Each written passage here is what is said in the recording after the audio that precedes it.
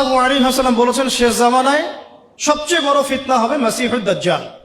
Unfortunately সবচেয়ে বড় ফিতনা সম্পর্কে আমাদের কোনো ফ্যাকাল্টি নাই। অথচ নবী সাল্লাল্লাহু আলাইহি ওয়াসাল্লাম বলেছেন যে পৃথিবীতে আদম আলাইহিস সালাম থেকে শুরু করে শেষ নবী মুহাম্মদ সাল্লাল্লাহু আলাইহি ওয়াসাল্লামের উম্মত পর্যন্ত দাজ্জালের চেয়ে ভয়ঙ্কর কোনো ফিতনা আসে নাই, আসবেও না। আসসালামু আলাইকুম রহমতুল্লাহি ওয়া বারাকাতুহু। আশা করি আপনারা ভালো আছেন। আজকের ভিডিওটা অত্যন্ত গুরুত্বপূর্ণ হতে যাচ্ছে। সম্মানিত প্রিয় দর্শক, দাজ্জাল কখন আসবে, দাজ্জাল সম্পর্কে চমৎকার বয়ান করেছেন আপনার আমার প্রিয় ব্যক্তি আবু তোহা মোহাম্মদ আদনান। সম্মানিত প্রিয় দর্শক, চলেন সম্পূর্ণ ভিডিওটা দেখে আসি। সবচেয়ে বড় ফিতনা সম্পর্কে আমাদের কোনো ফ্যাকাল্টি নাই। অথচ নবী সাল্লাল্লাহু আলাইহি ওয়াসাল্লাম বলেছেন যে পৃথিবীতে আদম আলাইহিস সালাম থেকে শুরু করে শেষ নবী মুহাম্মদ সাল্লাল্লাহু আলাইহি ওয়াসাল্লামের উম্মত পর্যন্ত দাজ্জালের চেয়ে ভয়ঙ্কর কোনো ফিতনা আসে নাই, আসবেও না। কিন্তু আমাদের কোনো ফ্যাকাল্টি নাই।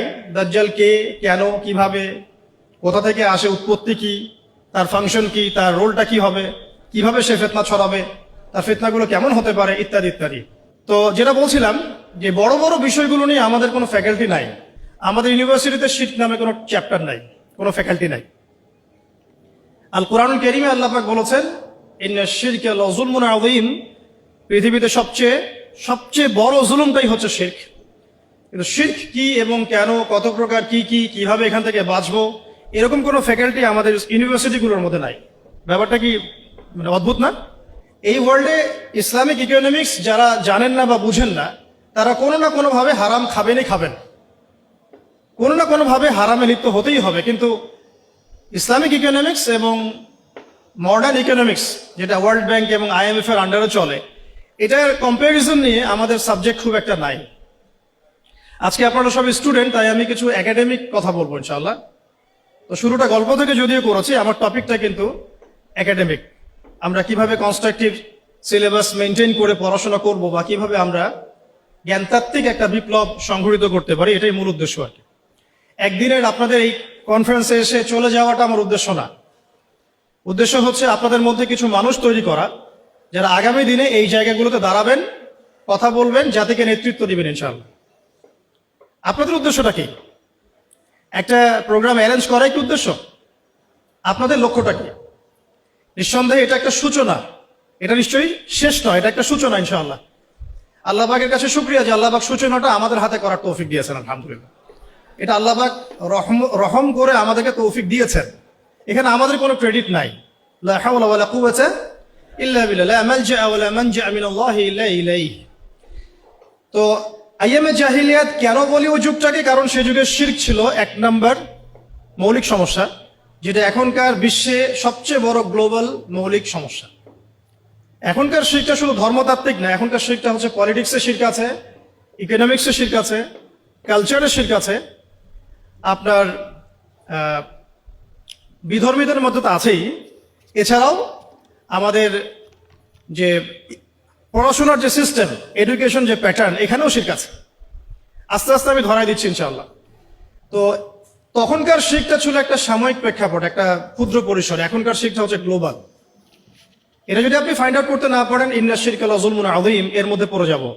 আর সূরা মাঈদার মধ্যে অন্য একটা আয়াতে আল্লাহ পাক বলেছেন যে ব্যক্তি মানে শিরকে লিপ্ত হচ্ছে, ইন্নাহু মান ইউশরিক বিল্লাহ ফাকাদ হারামাল্লাহু আলাইহিল জান্নাহ, আল্লাহ পাক তার জন্য জান্নাতকে হারাম করে দিয়েছে। নাউযু বিল্লাহ। যে ব্যক্তি শিরকে লিপ্ত হচ্ছে, আল্লাহ পাক তার জন্য জান্নাতকে হারাম করে দিচ্ছেন। ওয়া মাওয়াহুন নার, তার জন্য আবাসস্থল হবে জাহান্নাম। ওয়া মা লিয-যালিমিনা মিন আনসার, জালেমদের জন্য কোনো সাহায্যকারী নাই। এখানে শিরকারী ব্যক্তিকে আল্লাহ পাক জালেম বললেন, কারণ ইন্নাশ শিরকা লাযুলমুন আযীম, এই জন্য। এছাড়াও সূরা নিসা যদি আপনারা পড়েন, আপনারা দেখবেন আল্লাহ পাক একাধিকবার বলেছেন যে ইন্নাল্লাহা লা ইয়াগফিরু আন ইউশরাকা বিহি, আল্লাহ পাক তার সাথে শিরকের গুনাহটা মাফ করেন না। ওয়া ইয়াগফিরু মা দুনা যালিকা লিমান ইয়াশা, আল্লাহ পাক এছাড়া যে কোনো গুনাহ যাকে ইচ্ছা মাফ করতে পারেন। যত বড় গুনাহ আমরা করি না কেন, আল্লাহ পাক মাফ করতে পারেন ইনশাআল্লাহ। কিন্তু শিরকের গুনাহ নিয়ে কেউ যদি কবরে চলে যায়, নাউযু বিল্লাহি মিন যালিক, তাহলে এটা ক্ষমা হবে না, এটাই স্পষ্ট। তাহলে এটা নিয়ে আমাদের কনসিয়াস থাকা উচিত ছিল, কিন্তু আনফরচুনেটলি আমাদের 15 বছরের শিক্ষা সিলেবাসে শিরক নামে কোনো কিতাব নাই। পড়েছেন কি কখনো? পরীক্ষা দিয়েছেন? Assignment, private? সুবহানাল্লাহ। মুসলিম কান্ট্রির শিক্ষা ব্যবস্থা আস্তে আস্তে আসতেছে ইনশাআল্লাহ। শুরুতেই গলা টিপে ধরা যাবে না, তাই না? আস্তে আস্তে ইনশাআল্লাহ। দ্বিতীয় প্রবলেম ছিল রিবা। রিবা রিবা মানে কি? মাশাআল্লাহ, আপনারা তো জানেন। তো তখনকার সুদটা ছিল আবু জেহেল, আবু লাহাবদের দারুন নাদওয়া কেন্দ্রিক। দারুন নাদওয়া মানে হচ্ছে তৎকালীন সময়কার পার্লামেন্ট আর কি। এখনকার অনেকটা ইউনাইটেড নেশনস এর মতো। সরাসরি নামটা নিলাম কেন? কারণ দারুন নাদওয়া যা হতো ইউনাইটেড নেশনস এখন তাই হয়, কোনো পার্থক্য নাই।